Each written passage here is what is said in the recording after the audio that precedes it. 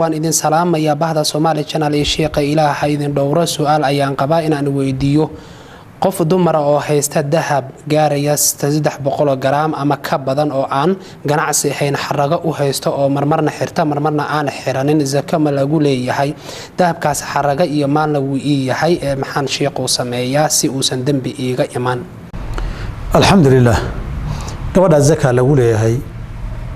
waa hanti iyo maal asalahan xaragada way u haysataa laakiin iyada lagu xaragoonayo xoolo iyo hanti maal way marna umumka wuxuu soo galayaa walladina yaknizuna adh-dhahaba wal-fiddata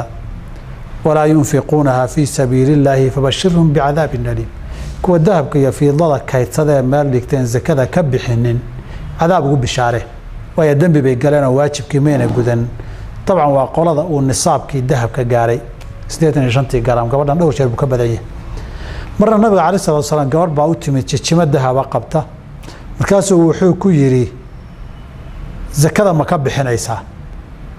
markaasay waxay tiri maya laba jijimood oo naara in lagu xidho ma jeceshahay buu marka xadiidkaasi aayadu way isdoonanayaan dahabkan zakada laga bixin naar baa lagu galayaa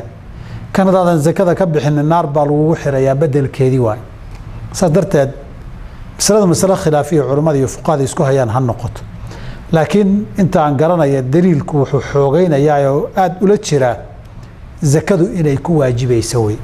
wabillahi tawfiiq